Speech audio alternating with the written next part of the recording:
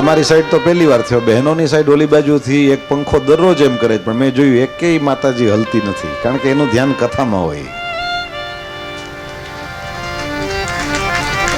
અહીંથી તો પછી સપ્તાહ વાંચતા વાંચતા અમારી આંખો ખુલ્લી હોય ને, એટલે કંઈક નું કંઈક દેખાય.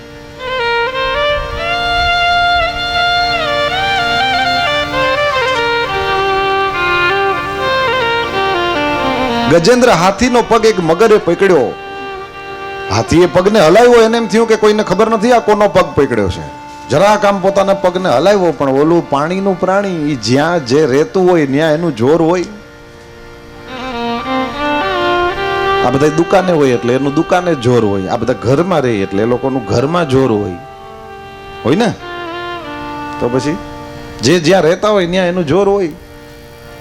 પાણીમાં પૂર આવે એવે સમયે તમે જો તો મોટા મોટા હાથી તણાતા જાય, મોટા મોટા ઝાડવા તણાતા જાય, પણ નાના નાના માછલાઓ યાર હામાં પાણી તરે, કારણ કે એ ત્યાં રહે છે એટલે ત્યાં એનું જોર હોય, એને કઈ ના થાય. જો જાકી શરણ में वाको वाकी लाज,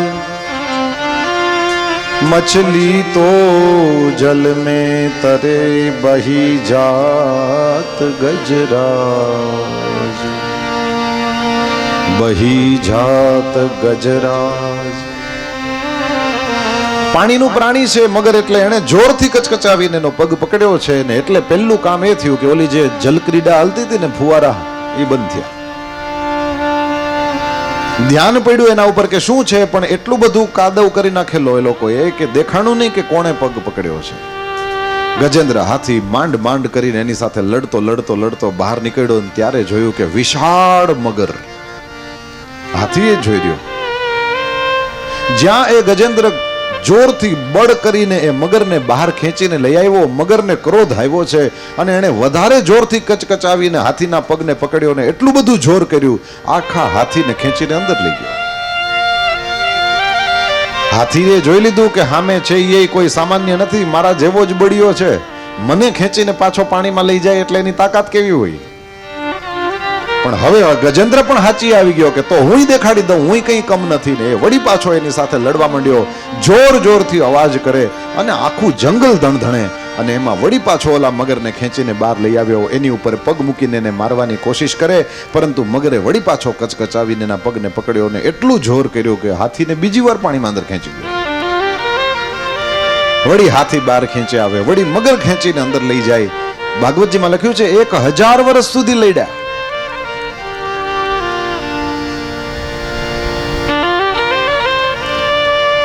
આ મગર એટલે કાળ અને હાથી એટલે હું ને તમે. માણસ છે એ પછી લડતો હોય છે કાળની સાથે. હારામ હારી દવા કરે, હારામ હારી હોસ્પિટલ, હારામ હારો ડોક્ટર. આ કાળની હારે ઓલો ગજેન્દ્ર લડે છે, પણ દુનિયામાં કોઈ ગજેન્દ્ર જીત્યો નથી, કાળની જ જીત થાય છે. જીતે કાળ. 1000 વર્ષ સુધી એ બંને જણા લડ્યા. આપણે 100 વર્ષ સુધી લડીએ છીએ કાળની સાથે. આ જમીએ છીએ, સમયસર સૂઈ જઈએ છીએ, સમયસર શરીરને કામ આપીએ છીએ, આ બધું બીજું કંઈ નથી. આ કાળની સાથે આપણે લડીએ છીએ. જીવતા રહેવા માટે જે કંઈ જરૂરી છે, જે કંઈ કરીએ છીએ, દરેક વસ્તુ કાળની સાથે લડવાની જ વાત છે. પગ પકડ્યો, આ ઓલા જેવું જ છે. કોકને પૂછો ને ગામમાં સપ્તાહ બેઠી, તમે નથી આવતા? કીધું મન તો બહુ થાય, પણ આ ટાંટિયા. એનો મતલબ હવે તને ઓલા મગરે પકડ્યો છે. પેલા પગ જ પકડે, હાલવાનું બંધ થાય એટલે ભૂખ લાગવાની બંધ થાય. ભૂખ લાગવાની બંધ થાય એટલે ખાવાનું ઘટે, ખાવાનું ઘટે એટલે શરીર નબળું પડે, શરીર નબળું પડે એટલે એક દી જય શ્રી કૃષ્ણ થઈ જાય. એને બદલે હાલ્યા રાખે. જ્યાં સુધી ટાંટિયા હાલે રાખે એટલા હાટું મંદિરે જવાનું, એટલા હાટું ન્યા જઈને કામ કરવાનું. ઘરમાં કઈ કામ કરો તો ઓલા ન ગમતું હોય, પણ વાં તો જરૂર હોય કે કોક આવીને મંદિર વારે ચોરે, જરૂર હોય કે કોઈક મંદિરને અંદર પોતા કરે, ધોવે, જરૂર હોય કે કોઈક ફૂલ તોડી આવે, જરૂર હોય કે કોઈક પાણી ભરી આવે, જરૂર હોય આ બધી ન્યા. એટલે ઘરની અંદર કામ કરો તો કોકને એમ લાગે કે આડા આડા આવે છે, એને બદલે મંદિરમાં કામ કરે તો ઈ પાછું ભગવત સેવા. ઘરમાં કામ કરવાથી થોડું પુણ્ય છે, વાં તો એક પાણીની ડોલ ભરી આવવાનું પુણ્ય છે. સમયસર સમજીને સાચી સમજણનો વિકાસ કરો ને એ પ્રમાણે જીવન જીવો. ઓલો ફાયદો મેં આની પેલા કીધો તો હું પાછો કહી દઉં, ઘરની બહાર 2 કલાકે રોજ નીકળવાનું ચાલુ કરી દો, તમે જોજો તમને આમ બધાને તમે બહુ ગમશો. નીકળી જાઓ બસ, બીજી વાત નહીં.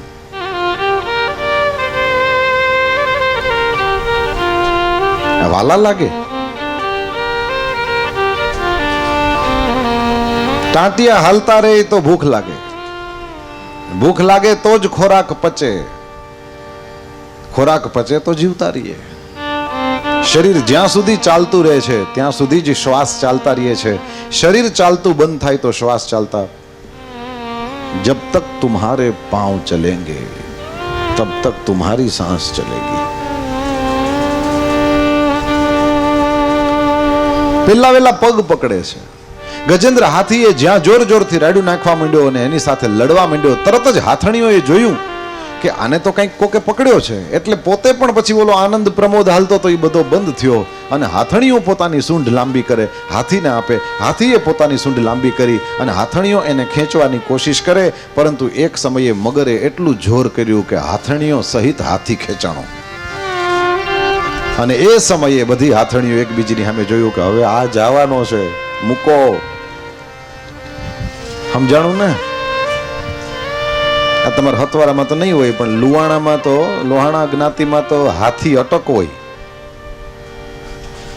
હાથણીઓ મૂકી દે કે હવે મૂકો. મંડ્યો એકલો લડવા. મગરની સાથે લડતા ગજેન્દ્રની શક્તિ ધીરે ધીરે ક્ષીણ થવા માંડી. જે પેલા ઓલા મગરને ખેંચીને બહાર લઈ આવતો હતો એ હવે લઈ આવી નથી શકતો. હવે તો એ અંદર ને અંદર છે. જરાક જોર કરે ને વળી પાછો ઓલો કચકચાવીને પકડે. પગ તો એક તો નતો જેવો જ થઈ ગયો. એટલું માંસ નીકળી ગયું છે, એટલું લોહી નીકળી ગયું છે કે હવે એનામાં શક્તિ રહી નથી.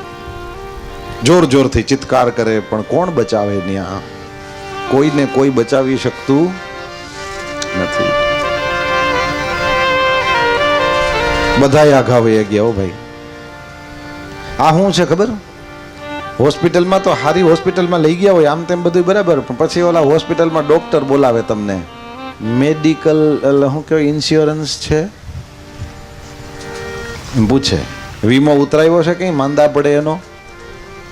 જો ના પાડો તો એ કે આમાં 2-5 લાખ ખર્ચાઈ જાય, ખબર ન પડે. ક્યાંક ટ્રસ્ટની હોસ્પિટલ હોય ત્યાં જાઓ, એટલે અહીંયા બીજા મેડિક્લેમ વાળાને આવવા દો, એમ ખાટલો ખાલી કરો, અમને ધંધો કરવા દો એમ. ક્યાં સુધી કલિયુગ માથે ચડી ગયો છે, હું વાત કરું. અમદાવાદની ઘટના.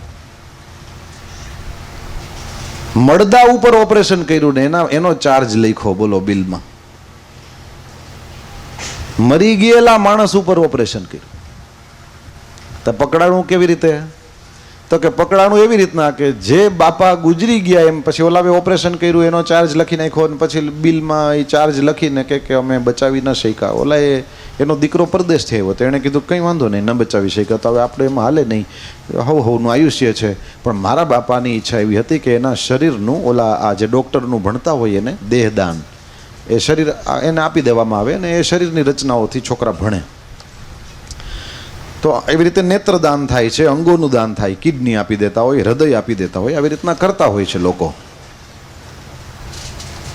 તો દેહદાન એટલે ઓલા મેડિકલ કોલેજ વાળાને બોલાવ્યા કે ભાઈ આ શરીરનું દાન કરવાનું છે, એટલે તમે લોકો સ્વીકાર લ્યો.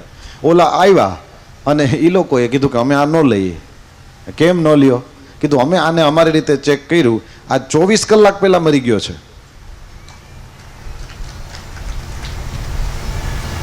અને આ લોકોએ 2 કલાક પહેલા ઓપરેશન કર્યું ને ચાર્જ લખ્યો. પછી ચડ્યા છાપે, બીજું શું? કે અહીં સુધી આ નીચતા પહોંચી ગઈ છે, મળદાના ઓપરેશન કરીને રૂપિયા ખંખેરવા હાટું છે. આ સ્થિતિ છે. એનો અર્થ એવો નહીં કે એ એક જ ક્ષેત્રમાં તકલીફ છે, તકલીફ બધે ઘૂસી ગઈ છે, પણ આ અહીંયા સુધી પહોંચી ગયું છે. એટલે ખાટલો ખાલી કરો એમ. અને છોકરા પછી ચારેય બેહીને વાતું કરે કે બાપા વાહે 5-6 લાખ તો નાખ્યા ને એ દાદાએ હું નથી જોયું, વળી લીલી વાડી છે, એ દીકરાના દીકરા દીકરીઓના દીકરા બધાયનું મોઢું જોયું. એટલે ધીમેકથી આવીને કાનમાં એમ કહે કે દાદા સીતારામ સીતારામ કરો. દાદોએ જમાનાને ખાધેલો, એ સમજી જાય કે સીતારામ સીતારામ કરો એટલે કે હવે હાથણિયું એ મૂકી દીધો ને બચ્ચાઓ એ મૂકી દીધો, છેલ્લે મૂકી જ દેવા પડે છે. પછી ઓલી કાચથી આ બારની સાઈડમાં હગાવાલા ઊભા હોય, ઓલી બાજુ અંદર આ પીડ્યો હોય, આમને એ બધી જાતની નળિયું લગાડેલી હોય. આ ગજેન્દ્ર હાથી કાળની હારે લડે છે અને થાકેલો ગજેન્દ્ર હવે બસ મોતની રાહ જોવાની છે, બીજું કાંઈ નથી. બધાય મૂકી દઈએ છીએ એમ કદાચ આપણે માનતા હોય તો ભૂલ ભરેલી વાત છે. ન્યા પણ કોક છે જે આપણી ભેગું છે. ઈ કોણ? કીધું જે માના ગર્ભમાં આપણી ભેગો હતો ને ઈ પછીથી આવેલા છે, ઈ વયા જશે, આવે ઈ જાય, પણ માના પેટમાં પણ આપણી ભેગો જે હતો ઈ ન્યા પણ હોય છે, યાદ રહે. કોઈ બસ પોકારે એને, हे गोविंद हे गोपाल अब तो जीवन हारे. हे गोविंद हे શીખી રાખો, કામ લાગશે. अब तो जीवन हारे. हे गोविंद हे गोपाल अब तो जीवन हारे. हे गोविंद हे गोपाल अब तो जीवन हारे. हे गोविंद राखो शरण अब तो जीवन हारे. हे गोविंद राखो शरण अब तो जीवन हारे. हे गोविंद राखो शरण अब तो जीवन हारे. हे गोविंद राखो शरण अब तो जीवन हारे. नीर पीवन हेतु गयो सिंधु के किनारे. नीर पीवन है सूरदास जी की वाणी. सिंधु के किनारे. नीर पीवन हेतु गयो सिंधु के किनारे. नीर पीवन हेतु गयो सिंधु के किनारे. सिंधु बीच बसत ग्राह चरण लई पछारे. सिंधु बीच बसत ग्राह चरण लई पछारे. हे गोविंद हे गोपाल अब तो जीवन हारे. हे गोविंद हे गोपाल अब तो जीवन हारे. चार प्रहर युद्ध भयो लई गयो मझधारे. चार प्रहर युद्ध भयो लई गयो मझधारे. चार प्रहर युद्ध भयो लई गयो मझधारे. चार प्रहर युद्ध भयो लई गयो मझधारे. नाक कान डूबन लागे कृष्ण को पुकारे. नाक कान डूबन लागे कृष्ण को पुकारे. हे गोविंद हे गोपाल अब तो जीवन हारे. हे गोविंद हे गोपाल अब तो जीवन हारे. द्वारिका में शब्द गयो शोर भयो भारे. द्वारिका में शब्द भयो शोर भयो भारे. द्वारिका में शब्द गयो शोर भयो भारे. द्वारिका में शब्द भयो शोर भयो भारे. कृष्ण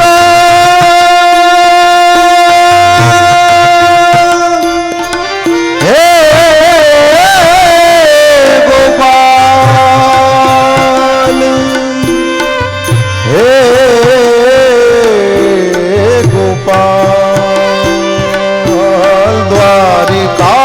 શબ્દ ગયો શોર ભયો ભારે દ્વારિકા મેં શબ્દ ગયો શોર ભયો ભારે શંખ ચક્ર ગદા પદ્મ ગરુડ લઈ સિધારે ચક્ર ગદા પદ્મ ગરુડ લઈ સિધારે હે ગોવિંદ હે ગોપાલ અબ તો જીવન હારે હે ગોવિંદ હે ગોપાલ અબ તો જીવન હારે હે ગોવિંદ રાખો શરણ અબ તો જીવન હારે હે ગોવિંદ રાખો શરણ અબ તો જીવન હારે सूर कहे श्याम सुनो शरण है तिहारे सूर कहे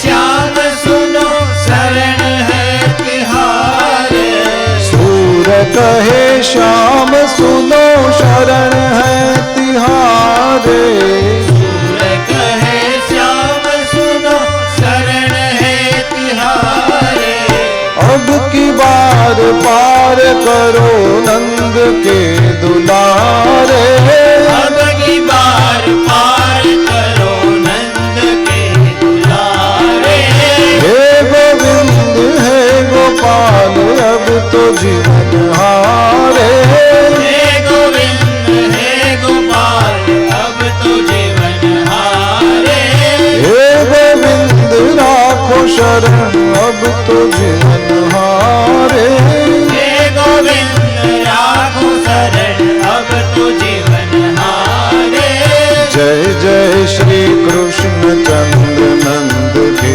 दुलारे जय जय श्री कृष्ण चंद्र नंद के दुलारे नंद के दुलारे ओ मुरली वाले नंद के दुलारे ओ मुरली वाले नंद के दुलारे बाबा नंद के दुलारे नंद के दुलारे बाबा नंद के दुलारे जय जय श्री कृष्ण चंद्र नंद के दुलारे जय जय श्री कृष्ण चंद्र पुकारो के दुलारे जय जय श्री कृष्ण चंद्र नंद के दुलारे जय जय श्री कृष्ण चंद्र नंद के दुलारे नंद के दुलारे ओ मुरली वाले नंद के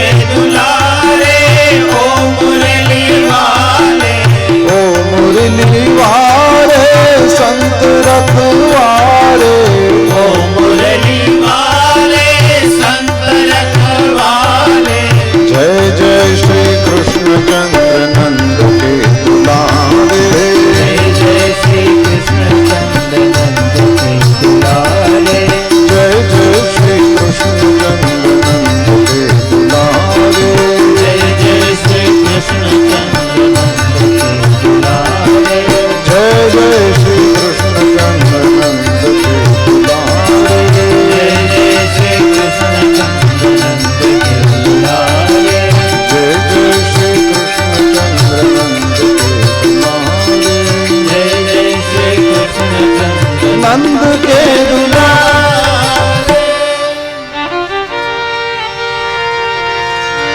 પરમાત્મા શ્રી હરિ એનો અવતાર કેવી રીતે થયો? ભાગવતકાર નોંધે છે ગજેન્દ્રએ જે સ્તુતિ કરી પરમાત્માની, નમો ભગવતે તુભ્યમ ઓમ નમો ભગવતે તસ્મૈ યત એતચ્ચિદાત્મકમ પુરુષાયાદિ બીજાય પરેશાયાધિધીમહિ. જે પરબ્રહ્મ પરમાત્મા છે એને પુકાર્યા છે. જ્યાં ગજેન્દ્રએ પરબ્રહ્મ પરમાત્માને પુકાર્યા ત્યારે ભાગવતજીમાં લખેલું છે કોઈ પણ દેવતા આવ્યો નહીં. કેમ ના આવ્યો? કીધું એણે રામ કૃષ્ણ શિવ દેવી કોઈનું નામ ન લીધું, પરબ્રહ્મ પરમાત્માને જ પોકારવા લાગ્યો.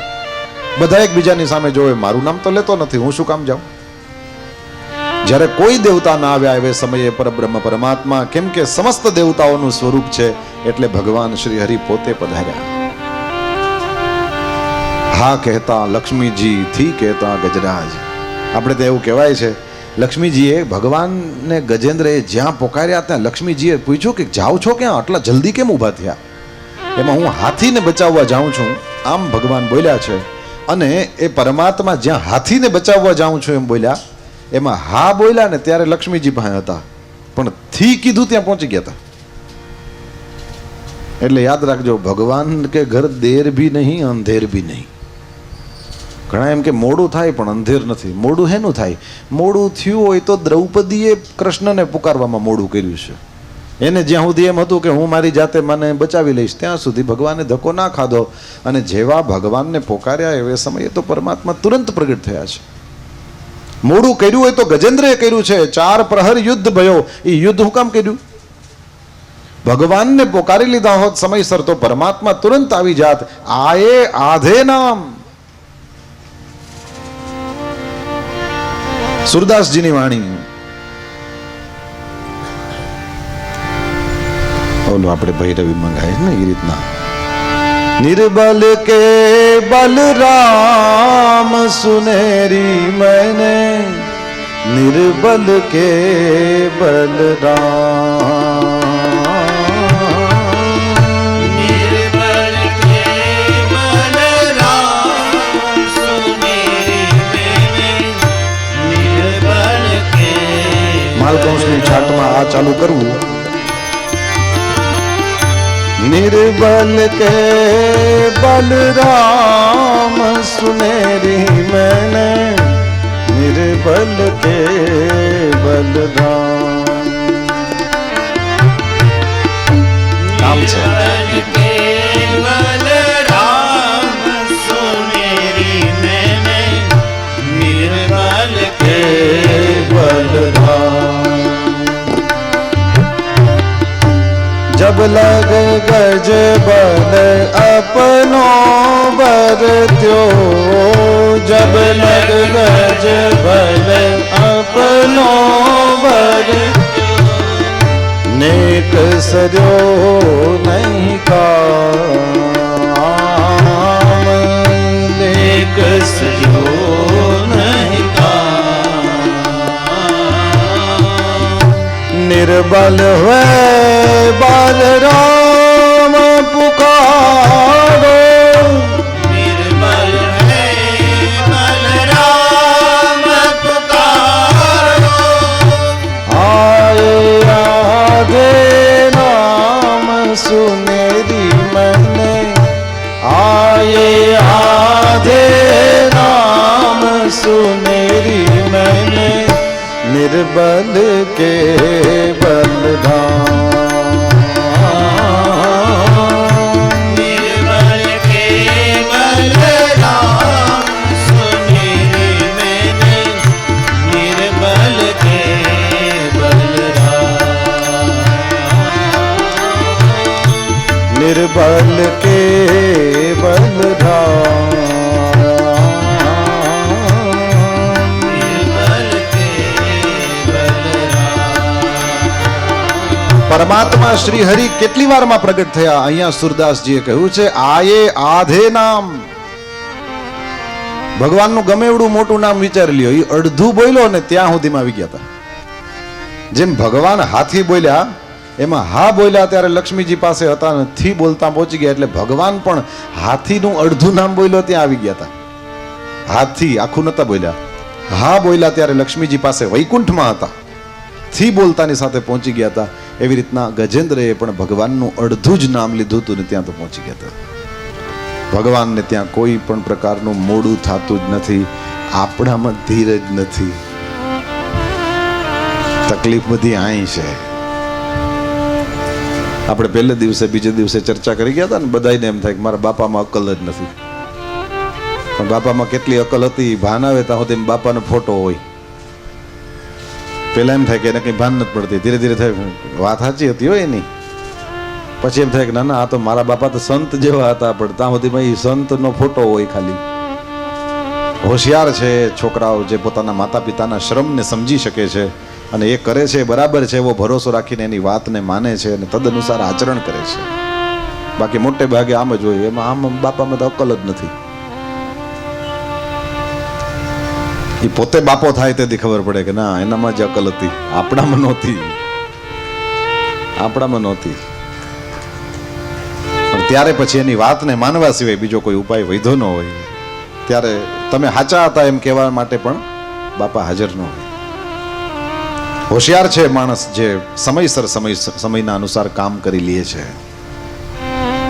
ભગવાનમાં ધીરજ, ભગવાનને ત્યાં કોઈ પણ પ્રકારનું મોડું થાય છે એવું માનવાની ભૂલ ન કરશો. મારા તમારામાં ધીરજ નથી. આપણે એના ઉપર વિશ્વાસ રાખીને એ જ્યારે કરે છે, જે કરે છે બરાબર કરે છે એવો વિશ્વાસ રાખીએ.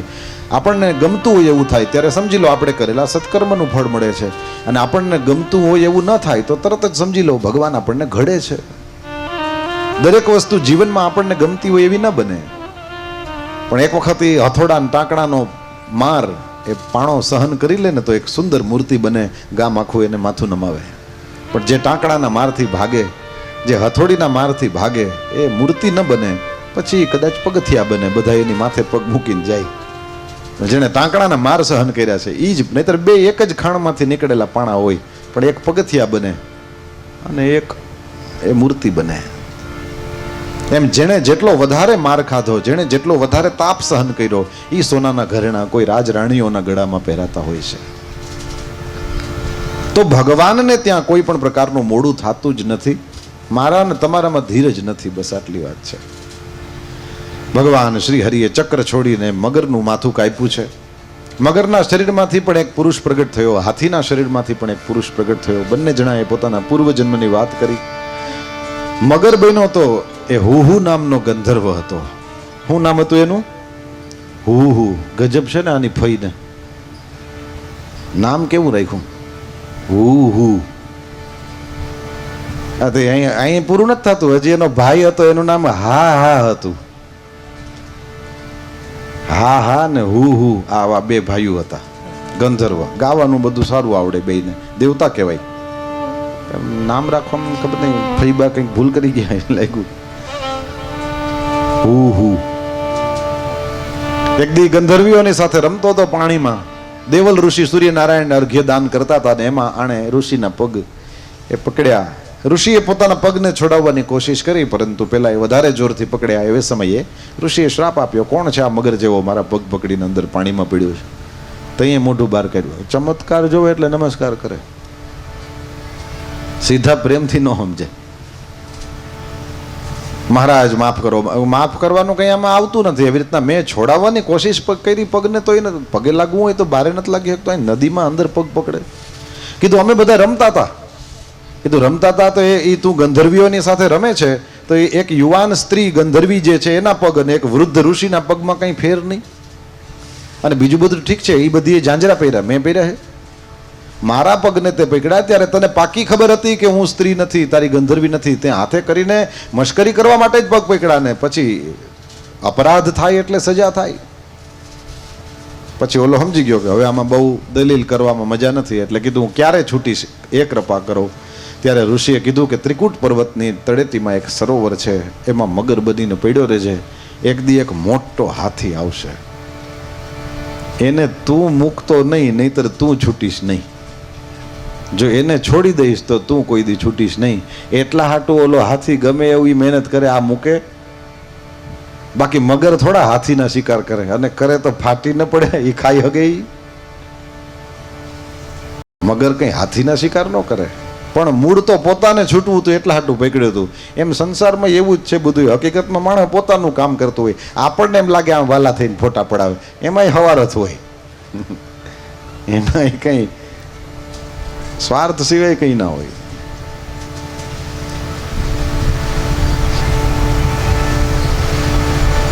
ઓલા હાથીના શરીરમાંથી નીકળેલો તો એને પૂછ્યું, ભાઈ તારે? કીધું હું ઇન્દ્રદ્યુમ્ન નામનો રાજા હતો મહારાજ, હું ભગવાનનું ભજન કરતો હતો, પૂજન કરતો હતો. ને એ સમયે અગસ્ત્ય ઋષિ ત્યાં પધાર્યા. મહાયશસ્વી તેવા અગસ્ત્ય મુનિ પોતાના શિષ્યોની સાથે પધાર્યા અને એમણે જોયું કે હું એમને એમ ચૂપચાપ બેઠો છું, મેં ન પૂજા કરી, ન પગે લાગ્યો, ન કંઈ કર્યું. એવે સમયે ઋષિ બોલ્યા કે મોટાને જોઈને નાના જો ઊભા ન થાય, આવી રીતે આદર સત્કાર ન કરે તો એના આયુર્વિદ્યા યશોબલમ કેમ પ્રાપ્ત થાય? આ તો સદાચારની વિરુદ્ધ વાત થઈ, આપણી ભારતીય સંસ્કૃતિની વિરુદ્ધની વાત થઈ. અને એ તો ઠીક છે, મારે માન અપમાનની કંઈ ચિંતા નથી, પરંતુ જો રાજા થઈને આવી રીતના 3-4 કલાક પૂજા કરી રાખે તો સમાજનું ધ્યાન ક્યારે રાખે? જેની ઉપર વધારે લોકોની જવાબદારી છે એવા લોકોએ પોતાના પૂજા પાઠ ટૂંકમાં કરવા. કેટલું ઋષિ મુનિઓએ ધ્યાન રાખેલું છે. જો ભાગવતની કથા કરવા માટે જેને વ્યાસજી તરીકે રાખ્યા હોય, ભાગવતમાં લખેલું છે, એણે પોતાના પૂજા પાઠ ટૂંકમાં કરીને ટાણાહમું કથામાં આવી જવું. બોલો, આ બતાવે છે કે જેની રાહ જોઈને અનેક લોકો બેઠા છે, જેના ઉપર અનેક લોકોના યોગક્ષેમની જવાબદારી છે, એવા લોકોએ વધારે 4-4, 5-5 કલાક સુધી માળા લઈને બેઠું રહેવાની જરૂર નથી. આ બધાની સેવા કરે છે ને, એ એની સાધના જ છે. એમાં એની પૂજા આવી ગઈ, એ પોતાનું કામ બરાબર કરે તો થઈ ગયું. અને આપણે રાજી થવા જેવું છે. હું કંઈ પાર્ટીમાં ક્યાંય માનતો નથી, પણ રાજી થવા જેવું છે. ભગવાને દેશને આ વખતે એવો વડાપ્રધાન આપ્યો છે કે જે થોડી ઘણી પૂજા કરીને પછી સમાજની આટલા વર્ષમાં કેટલા 2-3 વર્ષ થવા આવ્યા, હજી એક દીની રજા જ નથી લીધી. બોલો, એક દીની રજા નહીં. અને બીજે ઠીક, હુવે નહીં ને હુવા દે નહીં. અને એ 60-70 વર્ષથી હુતા હોય ને એના પૂછડા મેળવાની જરૂર બહુ હતી. એટલે આ બધું ભગવાન કરે એ ભલી. બાકી તો અમુકને તો ન જ ગમે ને. આ કૃષ્ણ એ ગોવર્ધન પૂજા કરાવી હતી, ઇન્દ્રને નહોતું જ ગમ્યું ને, નતો આવ્યો વરસાદ. ભગવાને આમ તો થોડો ગોવર્ધન ઉપાડ્યો. ગિરિરાજજીની પૂજા જેવું પવિત્ર કામ કરો તો એમાં અમુક 2-3 તો એવા નીકળે જેને તકલીફ થતી હોય. કારણ કે હું ઓલો હરામના રૂપિયા આવતા બંધ થયા.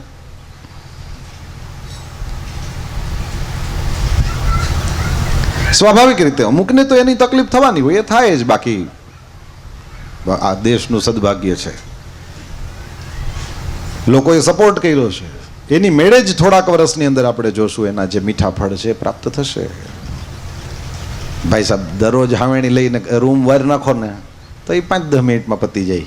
પણ વેકેશનમાં આપણે ક્યાંક અથવા કોઈકના લગ્ન પ્રસંગમાં કે 15-20 દી ઘરની બહાર વયા ગયા હોય ને પછી એ સાફ કરવું હોય તો એ 5-10 મિનિટમાં ન થાય, એમાં થોડીક વાર લાગે. એટલે હોશિયાર માણસો હોય આ વસ્તુને સમજે.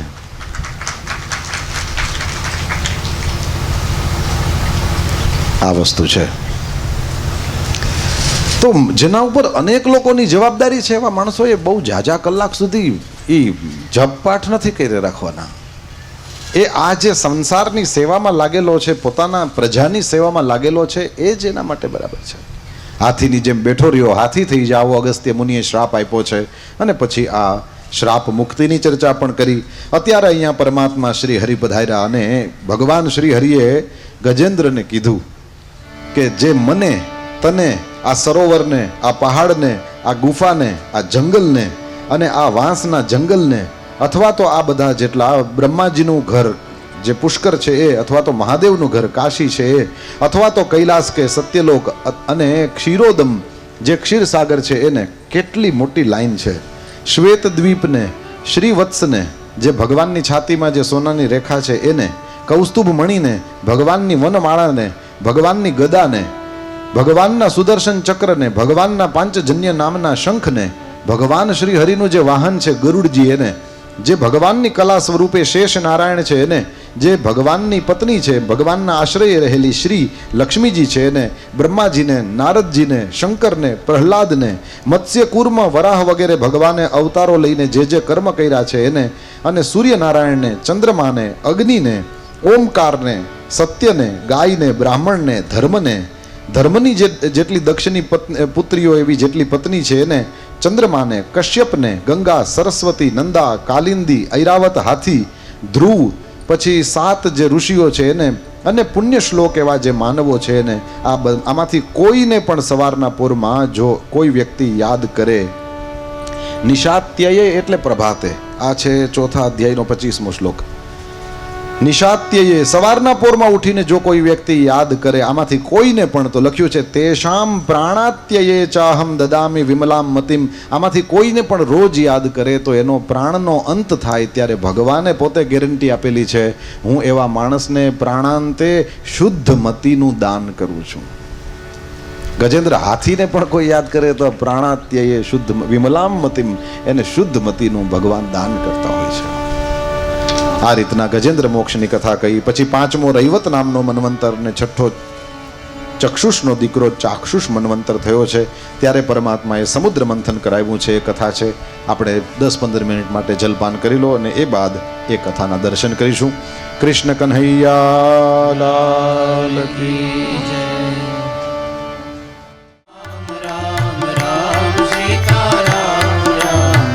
હે રાધે શ્યામ શ્યામ શ્યામ રાધે શ્યામ શ્યામ શ્યામ રાધે શ્યામ શ્યામ શ્યામ રાધે શ્યામ શ્યામ શ્યામ રાધે શ્યામ શ્યામ શ્યામ રાધે શ્યામ શ્યામ શ્યામ રાધે શ્યામ શ્યામ શ્યામ રાધે શ્યામ શ્યામ શ્યામ.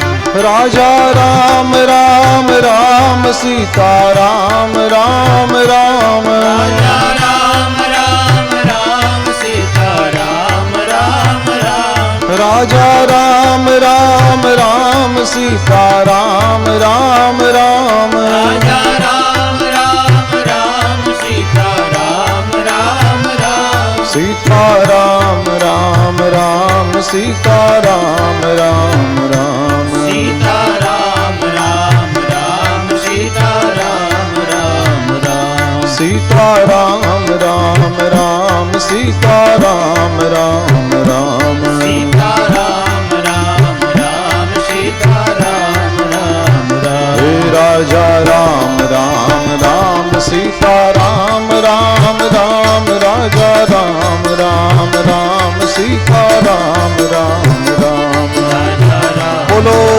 રામ સીતા રામ રામ રામ. રાજા રામ રામ રામ સીતા રામ રામ રામ. આટલા જણા બેઠા હોય તો તાળીનો અવાજ કેવો આવવો જોઈએ?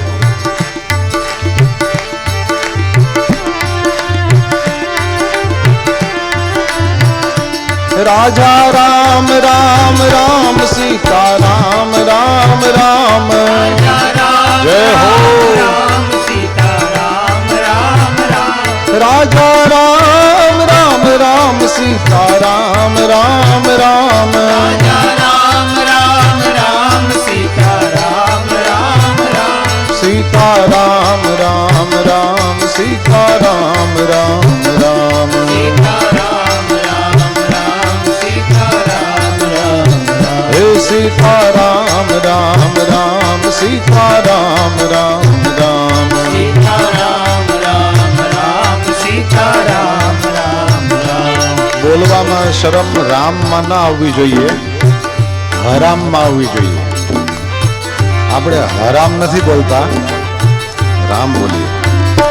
રાજા રામ રામ રામ સીતા રામ રામ રામ. રાજા રામ રામ રામ સીતા રામ રામ રામ. રાજા રામ રામ રામ સીતા રામ રામ રામ. રાજા રામ રામ રામ સીતા રામ રામ રામ. રાજા રામ રામ રામ સીતા રામ રામ રામ. રામ રામ રામ રામ સીતા રામ રામ રામ.